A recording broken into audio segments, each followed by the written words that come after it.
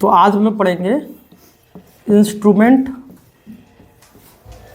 Of supply. थोड़ा बड़ा लिखूंगा ताकि बड़ा लिखूंगा कैमरे में थोड़ा क्लियर आता है। ठीक है, रिकॉर्ड हो रहा है ना। इंस्ट्रूमेंट ऑफ सप्लाई क्या है इसको जानेंगे और ये क्यों इम्पोर्टेंट, इसको समझना क्यों है, ये हमें जानना बहुत ज़रूरी है। जैसे कि हम लोग जीएसटी में जो भी गुड्स या सर्विस की हम सप्लाई देते हैं, आपको बताया, या तो हम सेवाएं दे रहे हैं या हम गुड्स दे रहे हैं, वस्तु दे रहे हैं। ठीक है, गुड्स या सर्विस की अगर हम सप्लाई दे रहे हैं तो सिंपल सी बात है, हमें उस सप्लाई का कुछ प्रूफ भी देना पड़ेगा। मान लीजिए कि शिवम किसी दुकान में गए, शिवम ने क्या किया कि 1 लाख रुपए का कोई सामान गुड्स खरीदा, तो शिवम ने 1 लाख रुपए पे किया और गुड्स लिया, घर चले आए। अब उस सामान में गुड्स में कुछ डिफेक्ट निकला या कुछ चीज़ें हुई। अब शिवम गए, उनसे दुकानदार से बोला, तो दुकानदार ने बोला कि क्या प्रूफ है तुमने हमारे यहाँ से लिया है ना। आपने कहा कि अरे हमने यूपीआई किया या कैश किया है, तो फिर वो मानने को नहीं तैयार हुआ। ठीक है, और मानने को तैयार नहीं हुआ तो क्योंकि आपने बिल लिया नहीं था, ठीक, इंस्ट्रूमेंट ऑफ सप्लाई कुछ ली नहीं थी, तो दिक्कत हो गई। इंस्ट्रूमेंट ऑफ सप्लाई मीन्स ये है कि एक गुड्स या सर्विस की जो सप्लाई किया उसका एक प्रूफ, ठीक है सर, यानी कि आपका प्रमाण कर सकते हैं कि हाँ आपने गुड्स या सर्विसेज इन दुकान से लिया है, उसका एक प्रूफ। अभी हम लोग क्या करते हैं, जब मार्केट में जाते हैं कुछ गुड्स या सर्विस या हम लोग कुछ भी लेते हैं, कहते हैं भैया इसका बिल दे दो। दुकानदार क्या करता है, कोरा कागज निकालता है, ये लो बिल हो गया, बट वो नहीं, वो गलत है। अच्छा, बहुत सारे दुकानदार आपको एक कैश मेमो लिखा रहेगा ऊपर, साइन किया दे दिया ये लो। बहुत सारे दुकान एस्टिमेटेड लिखा रहेगा, कुछ ऐसे बना के दे दिया, बट वो चीज़ें एज पर जीएसटी लॉ वो चीज़ें देना गलत है, गैर कानूनी है। ठीक है, लेकिन फिर क्यों कर रहे हैं लोग, कर रहे हैं जब तक नियम जब टाइट होगा तब लोग जो है करना बंद करेंगे। अभी कोई ऐसा नहीं है, क्योंकि लोगों को, क्योंकि आम जनता को जानकारी नहीं है, बिल मांगेंगे कोरा कागज लिख के दे देंगे। तो अब हम जानेंगे कि कौन कौन से ऐसे डॉक्यूमेंट हैं जो जीएसटी के लॉ में बताए गए कि आप ये वाला गुड्स या सर्विस देंगे तो ये डॉक्यूमेंट देना जरूरी है। कौन कौन से वो डॉक्यूमेंट के नाम है तो पहले देंगे। तो सबसे पहला डॉक्यूमेंट जो आप लोग बहुत बार प्रैक्टिकल किए हैं, वाउचर्स, उसको बोलते हैं टैक्स इनवॉइस। सबसे पहला डॉक्यूमेंट है टैक्स इनवॉइस। इसके बारे में थोड़ा जान लेते, जानना ये भी जरूरी है। ठीक, भले ये बहुत छोटी सी चीज है, ठीक है, कहते हैं ना छोटी चीजें ज्यादा तकलीफ देती है। आप लोहे के जहाज में तो बैठ जाएंगे, लेकिन लोहे के सुई में नहीं बैठ पाएंगे, वो ज़्यादा तकलीफ, छोटी चीज़ है, इसलिए छोटी चीज़ें जानते ज़्यादा तकलीफ देती है। तो ये टैक्स इनवॉइस। अब टैक्स इनवॉइस कब इशू करना है, अभी तक हम लोग ने जितने भी वाउचर्स की एंट्री किए थे सब में देखिएगा ऊपर लिखा है टैक्स इनवॉइस, टैक्स इनवॉइस। तो टैक्स इनवॉइस इशू कब करना होता है, अगर आप एक रजिस्टर्ड जीएसटी में रजिस्टर्ड है रेगुलर स्कीम में, यानी कि ये कौन देता है, रेगुलर स्कीम में, अभी मैं लिखवाऊंगा, रेगुलर स्कीम में अगर आप रजिस्टर्ड हैं, मैंने बताया था 2 प्रकार की स्कीम होती है, रेगुलर और कंपोजिशन। अगर आप रेगुलर स्कीम के अंतर्गत में रजिस्ट्रेशन है, तो फिर जब भी आप कोई गुड्स या सर्विस किसी को आप दे रहे हो तो आपको हर बार ये टैक्स इनवॉइस नाम का डॉक्यूमेंट इशू करना पड़ेगा। अगर आप रेगुलर स्कीम के अंतर्गत हैं, रजिस्ट्रेशन कराया है, कोई आपके पास व्यक्ति आया और वो बोलते हैं कि हमें ये स्टॉक दीजिए, गुड्स दीजिए, आपने दिया बट आपने टैक्स इनवॉइस नहीं दिया, आपने बिल्कुल कोरा कागज का टुकड़ा ऐसे लिख के दे दिया। अगर वो बायर जानकार होगा, उसको टैक्सेशन के लॉ के बारे में पता होगा, तो वो हो सकता है कि आपका एक फ़ोटो खींच के जीएसटी डिपार्टमेंट को मेल कर दे, तो बहुत बड़ी समस्या का समाधान आपको करना पड़ सकता है। लेकिन लोगों को नहीं पता, कहते यही है बिल, लेके चले जाते। तो सबसे पहला नाम है टैक्स इनवॉइस। ठीक है, टैक्स इनवॉइस कौन देगा, जो भी व्यक्ति ने जीएसटी रजिस्ट्रेशन लिया है रेगुलर स्कीम के अंतर्गत, उनको वो जितने बार गुड्स या सर्विस का सप्लाई देंगे उनको टैक्स इनवॉइस नाम का डॉक्यूमेंट इशू करना ही पड़ेगा। अब आजकल तो सॉफ्टवेयर आ गए, टैली है, बिजी है, मार्ग है, सैप, बहुत सारे सॉफ्टवेयर है। जब आप सेल काटते तो अपना प्रिंट आउट निकालते तो ऊपर लिख के आ जाता है टैक्स इनवॉइस। अच्छा, टैक्स इनवॉइस में क्या चाहिए अब इसका नाम ही है टैक्स इनवॉइस। इस इनवॉइस में आपका टैक्स का ब्रेकअप लिखा रहेगा। इसमें क्या क्या चीजें मेंशन होनी जरूरी है, आपका आपका एचएसएन कोड मेंशन होना जरूरी है ना। एचएसएन कोड क्यों मेंशन करना जरूरी है, वो जब आपको फाइलिंग सिखाएंगे तो अभी आपको समझ में आएगा। इसमें एचएसएन कोड मेंशन जरूरी है। इसमें बायर की पूरी डिटेल्स, बायर का कॉन्टैक्ट नंबर, एड्रेस, फर्म का नाम, अगर बायर पास जीएसटी नंबर है तो प्रॉपर जीएसटी नंबर मेंशन होनी चाहिए बायर का। अगर बायर का जीएसटी नंबर नहीं है तो मेंशन नहीं होनी चाहिए, कोई दिक्कत नहीं है। और सप्लायर की पूरी डिटेल, उसका जीएसटी रजिस्ट्रेशन नंबर, और भी कोई फूड लाइसेंस है उसका नंबर, वो सारी चीज़ें, एड्रेस वगैरह और कॉन्टैक्ट नंबर सब मेंशन होना चाहिए। और गुड्स की कैटेगरी विद एचएसएन कोड होना चाहिए। और साथ ही साथ लास्ट में टैक्स का ब्रेकअप, आप जब एंट्री करते होंगे उस पे वाउचर पे आप देखे होंगे सीजीएसटी, एचजीएसटी, आईजीएसटी, वो टैक्स का ब्रेकअप होना जरूरी है। टैक्स का ब्रेकअप अगर नहीं है तो वो फिर गलत है, वो टैक्स में नहीं है। तो टैक्स इनवॉइस इशू कौन करता है? जो जीएसटी रजिस्टर्ड आपके जो बिजनेसेस हैं, ठीक, जिन्होंने रेगुलर स्कीम के अंतर्गत रजिस्ट्रेशन लिया है, उनको टैक्स इनवॉइस नाम का डॉक्यूमेंट इशू करना है गुड्स या सर्विस की सप्लाई करने पर। सेकेंड डॉक्यूमेंट का नाम क्या है? Bill of supply. Bill of supply नाम का डॉक्यूमेंट इशू कौन करता है? जो कंपोजिशन स्कीम में रजिस्टर्ड है। बताया था कंपोजिशन स्कीम होता है और वो होता है, अभी सब आगे जब प्रैक्टिकल कराएंगे तो और अच्छे से आपको क्लियर होगी चीजें। कंपोजिशन स्कीम में जो रजिस्टर्ड है या जो अनरजिस्टर्ड है,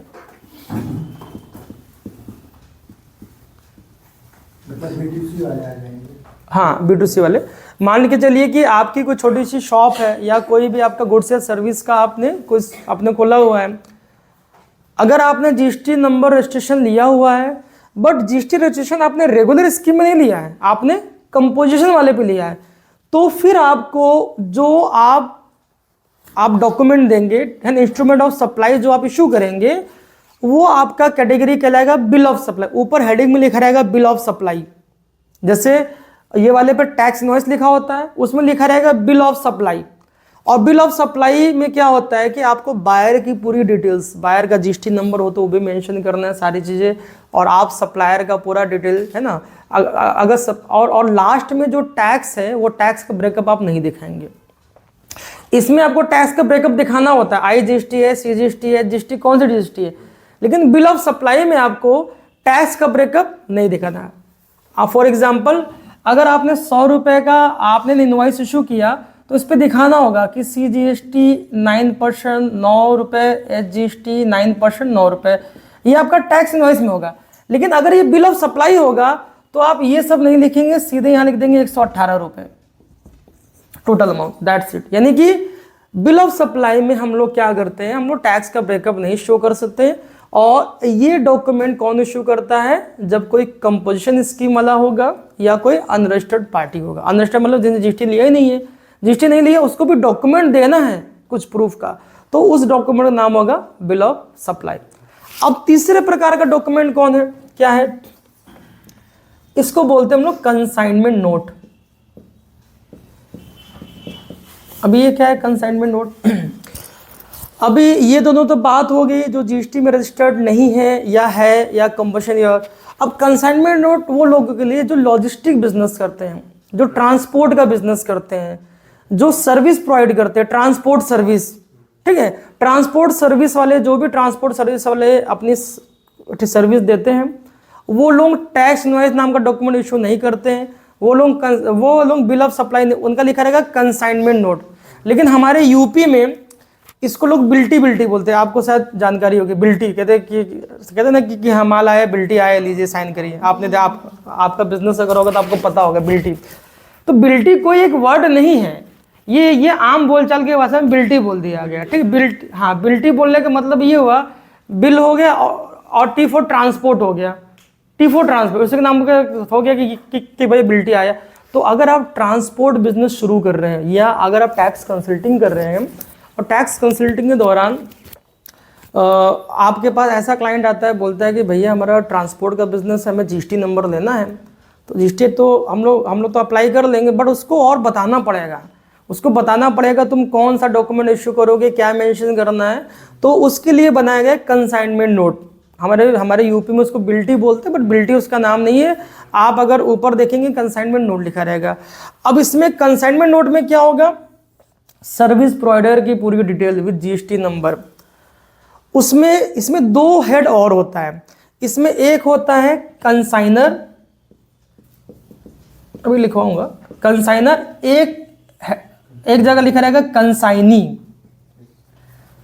है ना। कंसाइनर का मतलब भिजवाने वाला, लेके जाने वाला तो ट्रांसपोर्टर है, कंसाइनर मीन्स भिजवाना। तो कंसाइनर की पूरी डिटेल, उसका जीएसटी नंबर, उसका फर्म का नाम, एड्रेस, कॉन्टैक्ट नंबर, और साथ ही साथ मतलब कि कौन सा गुड्स है उसका उसका उसका आपको एचएसएन कोड भी मेंशन करना है, क्या आप लेके जा रहे हो। ठीक, चरस गांजा तो लेके नहीं जा रहे, वो भी मेंशन होना चाहिए। और साथ ही साथ वो उसकी वैल्यू कितनी है, उसके बाद अपना भाड़ा। ठीक है, उसके बाद कंसाइनी। ठीक है, कंसाइनी का मतलब जिसको रिसीव हो रहा है। तो इसमें दो होंगे, कंसाइनर और कंसाइनी। तो ये तीन प्रकार के गुड्स या सर्विस के सप्लाई के डॉक्यूमेंट। हम बात करें सप्लाई के डॉक्यूमेंट, इसके के अलावा डेबिट नोट, क्रेडिट नोट होता है, तो सप्लाई के डॉक्यूमेंट नहीं, वो जब हम स्टॉक वापस लेते हैं उसका डॉक्यूमेंट होता है। तो स्टॉक वापस लेंगे उसका डॉक्यूमेंट है। ठीक है, तो यानी कि अब आप, यानी कोई भी ट्रांसपोर्ट का बिजनेस है, वो क्या करेगा, कंसाइनमेंट नोट नाम का डॉक्यूमेंट इशू करेगा। जीएसटी नंबर नहीं है, अगर आपसे कोई पूछता है कि भैया हम जीएसटी नंबर नहीं मेरे पास, फिर आ गया क्या, हाँ नोट करिए आप लोग। तो हाँ कॉपी में लिखिए, इंस्ट्रूमेंट ऑफ सप्लाई हेडिंग बनाइए, और नीचे सबसे पहला डॉक्यूमेंट का नाम लिखिए टैक्स इनवॉइस, इसके बारे में लिखिए। हाँ, अगर आपने समरी में लिख लिया तो कोई बात नहीं, लेकिन मैं बता रहा हूँ ऐसे लिख लीजिए। ठीक, टैक्स इनवॉइस लिखिए। ये डॉक्यूमेंट, हाँ टैक्स इनवॉइस के बारे में लिखिए। ये डॉक्यूमेंट रेगुलर स्कीम के अंतर्गत, ये डॉक्यूमेंट रेगुलर स्कीम के अंतर्गत रजिस्ट्रेशन लेने वाले बिजनेसेस को इशू करना होता है। रजिस्टर्ड स्कीम के अंतर्गत, या तो इसको और अच्छे से बना सकते हैं हम लोग, सेंटेंस क्या बना सकते हैं, इसका क्या बना सकते हैं बताइए,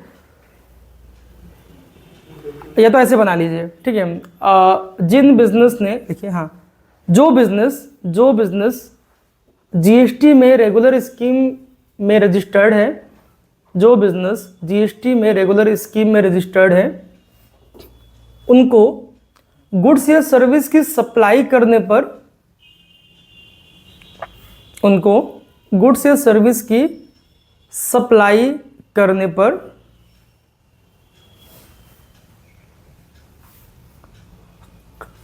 टैक्स इनवॉइस इशू करना होता है। टैक्स इनवॉइस इशू करना होता है। हाँ, ये लाइन थोड़ा सा सही लग रहा है बताने में, मीनिंगफुल लग रहा है।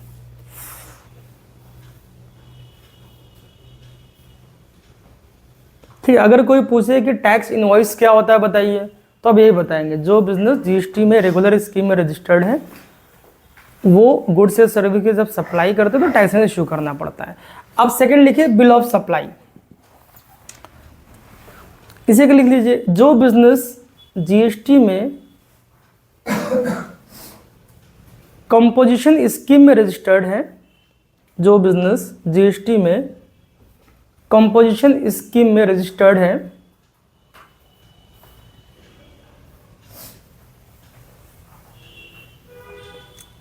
या ऐसे बिजनेस जो अनरजिस्टर्ड है, या ऐसे बिजनेस जो अनरजिस्टर्ड है,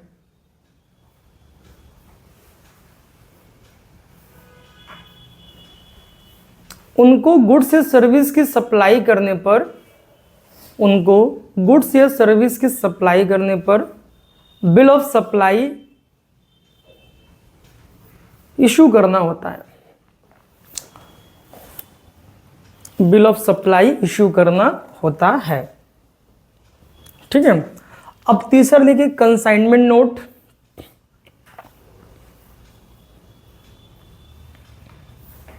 देखिए, जो बिजनेस जो बिजनेस ट्रांसपोर्ट की सर्विसेज देते हैं, जो बिजनेस ट्रांसपोर्ट सर्विस प्रोवाइड करते हैं या देते हैं,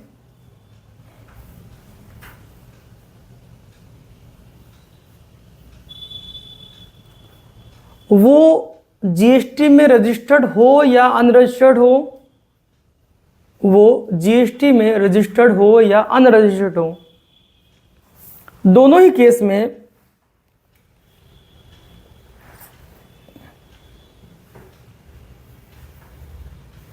केस में कंसाइनमेंट नोट इशू करना होता है।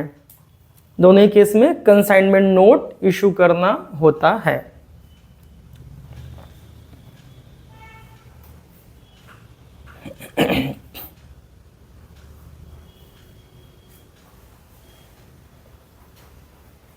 ठीक है, तो मैंने ये बताया कि जो ट्रांसपोर्ट सर्विस प्रोवाइडर हैं, जरूरी नहीं कि वो लोग के पास जीएसटी नंबर हो, नहीं भी हो फिर भी कंसाइनमेंट नोट देना है। होगा तो कंसाइनमेंट नोट आपको देना ही रहना है, नहीं भी होगा फिर भी कंसाइनमेंट नोट इशू करना है। तो ये हमने 3 प्रकार के डॉक्यूमेंट को समझे। ऐसे तो अगर और डॉक्यूमेंट देखेंगे तो डेबिट नोट, क्रेडिट नोट, बहुत सारे डॉक्यूमेंट है, बट हम लोग बात करें, हम लोग गुड्स या सर्विस की सप्लाई करने पर कौन सा डॉक्यूमेंट है उसकी बात कर रहे हैं। अगर हम पैसा लेने पर बात करें तो रिसिप्ट वाउचर पे उसकी बात नहीं कर रहे। हमारा मेन मुद्दा क्या है कि अगर मैं गुड्स या सर्विस की सप्लाई दे रहा हूँ तब मुझे कौन कौन से डॉक्यूमेंट इशू करने होते हैं इंडिया में, तो ये डॉक्यूमेंट है आपका। ठीक है, पूछा गया था डेबिट नोट और क्रेडिट नोट। अभी हाँ, अभी सब पढ़ाया जाएगा, आगे है एपिसोड है आगे सब, है ना, पिक्चर अभी ख़त्म नहीं हुई है। हाँ चलिए, ये आपका क्लियर हो गया। ये आप इसे याद करेंगे, अच्छे से लर्न कर लीजिएगा पूरा। अब जीएसटी का एक बहुत ही कंफ्यूजन भरा टॉपिक मैं पढ़ाने जा रहा हूँ। बहुत से लोग कंफ्यूज रहते हैं, बहुत से लोगों को नहीं पता, इवन जो अकाउंटिंग भी करते हैं वो भी कंफ्यूज हो जाते हैं। आज वो टॉपिक को हम लोग समझाएंगे बड़े सिंपल भाषा में। उस टॉपिक को हम लोग बोलते हैं आरसीएम एंड एफसीएम। इसका प्रैक्टिकल भी कराया जाएगा आप लोगों को। इसका आपका अकाउंटिंग का भी प्रैक्टिकल होगा और फाइलिंग का भी प्रैक्टिकल, तो वो मैं कराऊंगा। आरसीएम और एफसीएम। जीएसटी में आरसीएम का मतलब हो गया रिवर्स चार्ज मैकेनिज्म, और एफसीएम का मतलब हो गया फॉरवर्ड चार्ज मैकेनिज्म। अब इसको समझेंगे ये आखिर है क्या।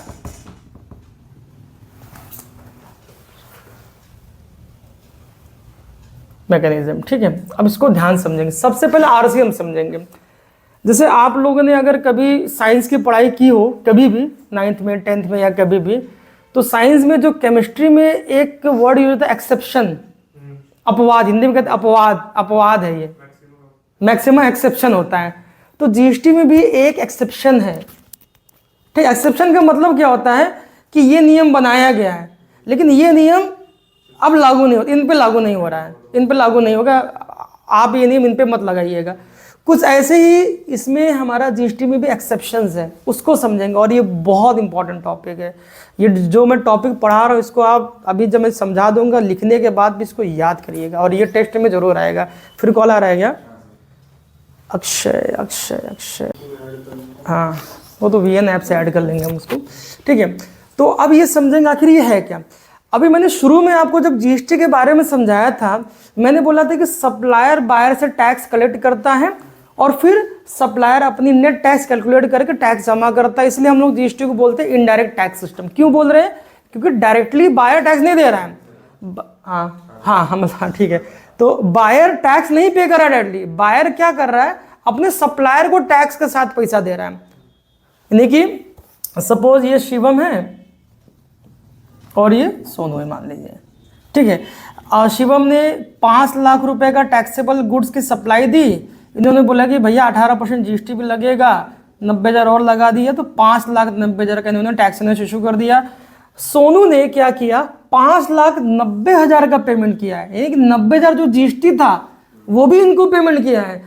अब यहाँ पर शिवम क्या करेंगे, शिवम जो भी नेट टैक्स लाइबिलिटी आएगी आउटपुट माइनस इनपुट निकाल के तब ये गवर्नमेंट को देंगे। तो हम इसी सिस्टम को बोलते हैं इनडायरेक्ट टैक्स सिस्टम। अगर ये क्या होता, अगर जीएसटी आपका डायरेक्ट टैक्स सिस्टम होता तो क्या होता, सोनू इनको सिर्फ 5 लाख रुपए पे करते, बोलते कि मैं जमा कर लूंगा जीएसटी, मैं ये खुद डायरेक्टली ये जमा कर देते गवर्नमेंट को, तब तो हम बोलते हैं जीएसटी डायरेक्ट टैक्स सिस्टम है। जीएसटी हमारा क्या है, इनडायरेक्ट टैक्स सिस्टम। क्यों? क्योंकि सप्लायर बायर से टैक्स कलेक्ट कर रहा है, देन सप्लायर जमा करता है टैक्स, बायर टैक्स नहीं जमा करता है, इसलिए जीएसटी हमारा एक प्रकार का इनडायरेक्ट टैक्स सिस्टम है। तो ठीक है, ये तो समझ में आ रहा है। अगर मान लीजिए शिवम के पास जीएसटी नंबर नहीं है, अब इस केस में क्या होगा, शिवम के पास जीएसटी नंबर नहीं है और सोनू के पास जीएसटी नंबर है, क्योंकि जीएसटी, आप जीएसटी में रजिस्टर्ड होगे तभी तो आप टैक्स कलेक्ट करोगे, तभी तो आप जमा कर पाओगे। मान लीजिए कि आपका जीएसटी रजिस्ट्रेशन ही नहीं है, तो आपने टैक्स तो कलेक्ट किया, तो जमा कैसे करेंगे? जब आपका रजिस्ट्रेशन नहीं है, आपका लॉगिन आईडी पासवर्ड नहीं है, कैसे आप जमा करेंगे? इस केस में क्या होगा, अब ये कन्फ्यूजन हो गया है ना, इसलिए आपका एक्सप्रेशन हो गया। अब मान लीजिए सपोज शिवम के पास जीएसटी नंबर नहीं, तो शिवम टैक्स कलेक्ट नहीं कर सकते, इनके पास राइट नहीं है, तो क्या ये 90,000 का टैक्स चोरी होगा क्या? क्योंकि शिवम अगर शिवम रजिस्टर्ड होते तो 90,000 एक्स्ट्रा लेते, फिर वो गवर्नमेंट को देते, तो गवर्नमेंट को 90,000 पहुंच गया, रेवेन्यू मिल गया, टैक्स रेवेन्यू मिल गया। लेकिन अब शिवम जब जीएसटी में रजिस्टर्ड नहीं है, यानी कि सप्लायर के पास जीएसटी नंबर है ही नहीं है, फिर कॉल आ रहा है क्या? अरे यार मिसेस का बाद में घर का कॉल है। हाँ, फिर क्या है, हाँ, अगर सप्लायर पर जीएसटी नंबर नहीं है तो सिंपल सी बात है, सप्लायर तो टैक्स ले ही नहीं सकता। अच्छा, सप्लायर टैक्स ले नहीं सकता, क्या तो 90,000 का टैक्स गवर्नमेंट ने माफ़ कर दिया, नहीं जाएगा गवर्नमेंट को? ऐसा नहीं है, जाएगा। गवर्नमेंट कभी भी अपना रेवेन्यू लॉस नहीं करेगी, वो तो टैक्स ले करेगी। उसने एक नियम बना दिया है, उसने कहा कि भैया अगर सप्लायर के पास जीएसटी नंबर नहीं है और बायर के पास जीएसटी नंबर है, तो बायर सीधे टैक्स जमा कर दे, हमें बायर डायरेक्टली टैक्स जमा कर दे। अब देखा जाए तो ये टैक्स सिस्टम कौन सा लग रहा है आपका, ये टैक्स सिस्टम डायरेक्ट टैक्स की तरह ट्रीट हो रहा है। तो हमने क्या बोला, एक्सेप्शन क्यों बोला? एक्सेप्शन मतलब यही हुआ कि जीएसटी भी कभी कभी डायरेक्ट टैक्स सिस्टम की तरह के वर्क करता है। जैसे केमिस्ट्री में एक वो है ना, क्या बोलते हैं, एक एलिमेंट है, क्या बोलते हैं उसका, याद नहीं आ रहा है, भूल गया केमिस्ट्री में, जाने दीजिए, ठीक है, खैर। तो वो क्या करता है, आपका डायरेक्ट टैक्स सिस्टम का ट्रीटमेंट हो रहा है। इसलिए अब यहाँ पर क्या होगा, अब सोनू क्या करेंगे, इनको 5 लाख ही देंगे, 5,90,000 नहीं देंगे, बाकी का 90,000 क्या करेंगे, वो अपने जीएसटी पोर्टल को लॉगिन करके वो आरसीएम टैक्स जमा करें। इसको बोलते हैं आरसीएम टैक्स, वो मैं सिखाऊंगा अभी आपको प्रैक्टिकली दिखाऊंगा कैसे आरसीएम टैक्स का पेमेंट, तो उसका सेक्शन है प्रॉपर पढ़ाऊंगा, ठीक है। तो यानी कि अगर ये क्वेश्चन आपसे जो इंटरव्यू में पूछा जा सकता है, जहाँ बहुत हाई लेवल का अकाउंटेंट की रिक्वायरमेंट है, जहाँ बहुत टफ, जैसे कह सकते हैं बहुत बड़ी कंपनीज है, जब सीए इंटरव्यू लेगा और आपने लिखा है कि मेरे पास 2 साल का एक्सपीरियंस है, मुझे जीएसटी सब कुछ आता है, तो आपसे पूछेगा आरसीएम क्या होता है बताइए, अब कंफ्यूज हो जाओगे आप, आरसीएम का मतलब, ठीक है। तो पहला केस हमने देखा कि आरसीएम कब लगेगा, आरसीएम यानी रिवर्स चार्ज। अब देखिए रिवर्स चार्ज मतलब क्या हो गया, चार्जेस अब रिवर्स हो गए ना, देखिए नाम भी मैच कर रहा है, रिवर्स चार्ज मैकेनिज्म। चार्जेस जाने थे यहाँ से, अब ये चार्जेस रिवर्स हो गए, नाम भी कितना मैचिंग है, रिवर्स चार्ज मैकेनिज्म, ठीक है। तो रिवर्स चार्ज मैकेनिज्म कब लगेगा, जब सप्लायर के पास जीएसटी रजिस्ट्रेशन नहीं है और बायर के पास जीएसटी रजिस्ट्रेशन है। उस कंडीशन में सप्लायर बायर से टैक्स कलेक्ट नहीं कर सकता, बायर को टैक्स का पेमेंट डायरेक्टली करना होता है, that is a reverse charge mechanism. अब लास्ट वाले बैच में, लास्ट टाइम जब बैच चलाए थे तो बच्चों ने पूछा था कि सर अगर बायर के पास भी जीएसटी नंबर नहीं है तब क्या होगा। हमने कहा मौज करिए, मत दीजिए टैक्स, आंसर इसका यही है, ठीक है, मत दीजिए टैक्स, कोई दिक्कत नहीं है। अगर भाई दोनों के पास जीएसटी नंबर नहीं है मत दीजिए टैक्स, मस्त रहिए आराम से, ठीक, ये इसका आंसर था। हाँ, तो हमने कहा कि अगर आप पूछेंगे तो बताएं। तो लिखिए, ऊपर हेडिंग बनाइए आरसीएम, सिर्फ आरसीएम लिखिएगा, एफसीएम मत लीजिएगा, ऐसे बात बताऊंगा। आरसीएम इसका full form reverse charge mechanism, और ये चीज़ें आपको अच्छे से पता होनी चाहिए अगर टैक्सेशन का काम करेंगे। एक हमारे के यहाँ सीखने के लिए आते हैं ऋषभ केसवानी, अभी आएंगे करीब 4-5 दिन बाद आएंगे फिर से सीखने के लिए। इसी आरसीएम के वजह से उनका अपना खुद का होलसेल की शॉप है वहाँ पास, वो क्या नाम है जो बर्तन का मंडी है ना, ठडेरी वजह, उनका होलसेल का शॉप, अकाउंटेंट भी उन्होंने रखा हुआ है। इसी आरसीएम के नॉलेज न होने की वजह से 15 लाख की नोटिस आई थी 2022 में, इसलिए बहुत इंपॉर्टेंट टॉपिक है। अभी मैं लास्ट टाइम यही वाला टॉपिक पढ़ा रहा था, आरसीएम लिखा था, मैंने मिटाया नहीं था, तो वो आए इंक्वायरी के लिए आए, कहे कि अरे सर ये ठीक है, यही की वजह से तो मेरा नोटिस आया था आरसीएम के सामने। कहा देखो वही पढ़ाते हैं हम लोग, वही चीज़ें पढ़ा रहे हैं। तो इंपॉर्टेंट टॉपिक हल्के में मत लीजिएगा, ठीक है, कोई टॉपिक हल्के में मत लीजिएगा। तो लिखिए, हाँ लिखिए, यदि सप्लायर जीएसटी में अनरजिस्टर्ड है, यदि सप्लायर जीएसटी में अनरजिस्टर्ड है,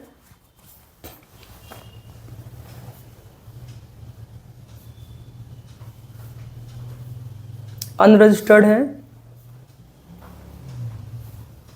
और बायर जीएसटी में रजिस्टर्ड है, तो बायर जीएसटी में रजिस्टर्ड है,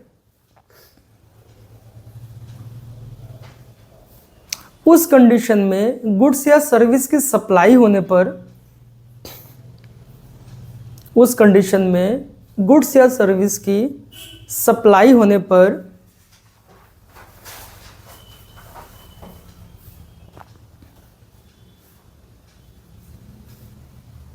सप्लायर बायर से टैक्स कलेक्ट नहीं कर सकता, सप्लायर बायर से टैक्स कलेक्ट नहीं कर सकता,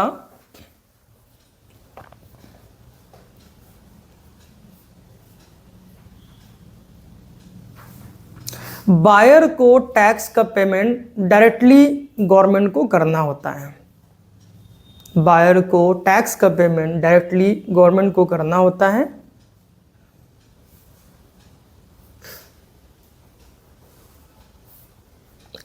इस प्रोसेस को रिवर्स चार्ज मैकेनिज्म या आरसीएम कहते हैं, इस प्रोसेस को रिवर्स चार्ज मैकेनिज्म या आरसीएम कहते हैं।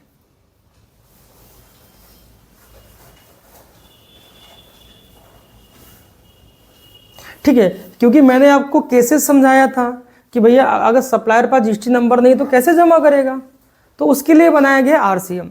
तो आरसीएम का ट्रीटमेंट देखा जाए तो डायरेक्ट टैक्स सिस्टम के तरीके हो रहा है, डायरेक्टली बायर पे कर रहा है टैक्स देखा जाए तो, बट उसको फिर भी हम लोग डायरेक्ट टैक्स ही बोलते हैं जीएसटी को, इसलिए हमने बोला एक्सेप्शन बोला। तो अच्छा, पहला कंडीशन ये है, आरसीएम लगने का पहला कंडीशन क्या है कि अगर सप्लायर जीएसटी में मेरे जो रजिस्टर्ड नहीं है, बायर जीएसटी में रजिस्टर्ड है, उस कंडीशन में गुड्स या सर्विस की सप्लाई होने पर सप्लायर बायर से टैक्स नहीं कलेक्ट कर सकता, बायर को डायरेक्टली गवर्नमेंट को टैक्स पे करना पड़ता, और ये प्रोसेस हमारी रिवर्स चार्ज मैकेनिज्म कहलाती है। ठीक है, ये पहला कंडीशन था। एक कंडीशन और है रिवर्स चार्ज मैकेनिज्म लगने का, एक्चुअली 3 कंडीशन है, तीनों कंडीशन समझाऊंगा मैं, और आपको तीनों कंडीशन बतानी होगी इंटरव्यू में जब कोई पूछता है रिवर्स चार्ज मैकेनिज्म के बारे में पूछता है आपसे। दूसरा कंडीशन क्या है कि अगर सप्लायर एक जीटीए है, जीटीए मतलब गुड्स ट्रांसपोर्ट एजेंसी, जीएसटी की भाषा में ट्रांसपोर्ट कंपनी को जीटीए बोला गया है लॉ में, जीटीए गुड्स ट्रांसपोर्ट एजेंसी। अगर कोई जीटीए सर्विस प्रोवाइडर है, ठीक है, और बायर कोई रजिस्टर्ड है, हाँ कौन है, जो भी होगा कट होगा अभी, हाँ, और बायर जीएसटी में रजिस्टर्ड है, ठीक, तो चाहे सप्लायर के पास जीएसटी नंबर हो या ना हो, अगर जो जीटीए है जो कि कंसाइनमेंट नोट इशू करेगा, मैंने बताया था इससे पहले पढ़ाया भी आपको, इसके पास चाहे जीएसटी नंबर हो या ना हो, बट बायर के पास जीएसटी नंबर है, दोनों ही केस में जीटीए सर्विस प्रोवाइडर बायर से जीएसटी कलेक्ट नहीं कर सकता। अगर बायर के पास है तो बता रहे अभी हम बता रहे हैं, हाँ अभी हम लिखवाएंगे तब लिखिएगा, पहले समझ लीजिए, हाँ नहीं तो फिर याद नहीं कर पाएंगे, पहले आप कॉन्सेप्ट समझिए तब मैं लिखवाऊंगा, है ना, क्योंकि हमारा पर्पज़ है कि आपको हम अच्छे से समझा देंगे, यदि लिखवाना तो फटाफट लिखवा देंगे, ऐसे याद नहीं हो पाएगा ना। तो हमने क्या बोला कि अगर सप्लायर जीटीए है और उसके पास जीएसटी नंबर है या नहीं दोनों केस में, बट बायर के पास जीएसटी नंबर है, उस कंडीशन में जो जीटीए सर्विस प्रोवाइडर है वो जीएसटी अमाउंट नहीं लगा सकता। ट्रांसपोर्ट पे जो जीएसटी होता है, एक्चुअली में ट्रांसपोर्ट के अंदर 5% की जीएसटी लगती है ट्रांसपोर्ट सर्विस पे, जैसे 12-18 है, ट्रांसपोर्ट की सर्विसेज कोई दे रहा है उसमें 5% की जीएसटी होती है, जीएसटी के अंतर्गत आती है। एग्जाम्पल से हम लोग समझते हैं तब अच्छा समझ में आएगा। बिल्कुल एक एग्जाम्पल ले लेते हैं, बढ़िया समझ में आएगा आपको, ठीक है। चलिए मान लीजिए ये शिवम है और ये सोनू है, ठीक है। शिवम ने 5,90,000 का गुड्स इन्होंने सप्लाई दिया, 5,90,000 का टैक्स इनवॉइस इशू किया, ये ठीक है। शिवम रहते हैं प्रयागराज में और सोनू रहते हैं मान लीजिए कानपुर में, ठीक। अब जीएसटी नंबर दोनों के पास है, हमने ऐसा मान लिया कि दोनों ही रजिस्टर्ड है, रजिस्टर्ड दोनों है। थोड़ा समझने के लिए मैं बता रहा हूँ आप लोगों को, ठीक है। अब सोनू को 5,90,000 का स्टॉक चाहिए। अब स्टॉक जाएगा कैसे? ट्रांसपोर्टर के द्वारा जाएगा, ये तो लेके तो नहीं जाएंगे, कोई ना कोई ट्रांसपोर्ट की मदद लेनी पड़ेगी।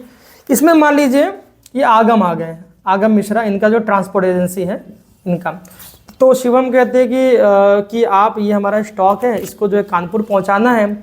तो आगम ने पूछा कि ये बताइए कि हमें जो भाड़ा कौन देगा, फ्रेट हमारे चार्जेस कौन देंगे। इन्होंने बोला कि फ्रेट चार्जेस आपको सोनू देंगे, जब आप स्टॉक पहुंचा दीजिएगा उनसे आप कलेक्ट कर लीजिएगा। इन्होंने फ्रेट चार्जेस मान लीजिए इन्होंने बनाए 50,000 इनका फ्रेट चार्जेस था। अब जबकि ट्रांसपोर्ट की जो सर्विस है वो 5% जीएसटी के अंतर्गत आते हैं। सही मायने में जो जीएसटी का सिस्टम क्या बोलता है, जीएसटी का सिस्टम यही बोलता है ना कि सप्लायर बायर से टैक्स लेगा, यही तो जीएसटी कहता है। तो वो सिस्टम रूल के अगर हम अकॉर्डिंग चले तो जब सोनू को ये सर्विसेज देंगे तो ये आप इस पर 5% की जीएसटी भी अप्लीकेबल करेंगे एज पर रूल, है ना। रूल तो यही कहता है 5% जीएसटी मतलब 2,500 ये और यहाँ चार्जेस लगाएंगे। जो कंसाइनमेंट नोट इशू करेंगे उसमें मेंशन करेंगे 50,000 मेरा फ्रेट चार्जेस और 5% के जीएसटी के रेट से हमारा 2,500 रुपीज़ ये हमारा टैक्स, IGST हो सकता है या CGST आधा आधा हो सकता है। टोटल इनको कंसाइनमेंट नोट इशू करना पड़ेगा 52,500 एज पर रूल, जो रूल कहता है। बट जीएसटी डिपार्टमेंट ने बोला है कि अगर ट्रांसपोर्ट सर्विस कोई प्रोवाइड कर रहा है वो जीएसटी नहीं लगाएगा, उन्होंने बोला नहीं लगाएगा जीएसटी। तो जीएसटी ये अगर नहीं लगाएंगे तो क्या ये 2,500 रुपये का टैक्सेशन, ये जो टैक्स अमाउंट को लॉस होगा गवर्नमेंट का? नहीं। अब इन्होंने बोला, गवर्नमेंट ने बोला है कि अगर कोई ट्रांसपोर्टर है, अगर ट्रांसपोर्टर है और वो अगर अपनी सर्विसेज दे रहा है तो वो जीएसटी नहीं लगाएगा, जबकि 5% जीएसटी है। तो यानी कि अब यहाँ 2,500 का जो पेमेंट है ये सोनू इनको नहीं करेंगे, सोनू डायरेक्टली जो है गवर्नमेंट को करेंगे, वो as a RCM, reverse charge mechanism. तो RCM हमारा 2 कंडीशन पे लगा रहा है। पहला कंडीशन, सप्लायर के पास जीएसटी नंबर नहीं है, बायर के पास है, तब RCM लगेगा। या सप्लायर एक गुड्स ट्रांसपोर्ट एजेंसी है और बायर क्या है, रजिस्टर्ड है, उस कंडीशन में भी सप्लायर के पास अगर जीएसटी नंबर हो, ठीक है, हो फिर भी ये टैक्स नहीं ले सकता। ये एक रूल बनाया गया, क्यों बनाया गया अभी हम समझाते हैं।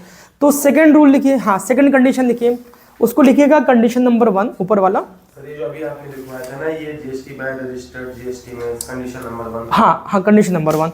अब कंडीशन नंबर 2 लिखिए, RCM कब अप्लाई होगा, लिखिए। हाँ इंग्लिश में आप लोग ट्रांसलेट कर लीजिएगा इसको बाद में घर पे या अभी। हाँ लिखिए, जब सप्लायर एक गुड्स ट्रांसपोर्ट एजेंसी हो, जब सप्लायर एक गुड्स ट्रांसपोर्ट एजेंसी हो, ब्रैकेट में GTA लिखिएगा उसको। GTA कुछ गेम भी होता है ना, GTA वही, हाँ वही कोई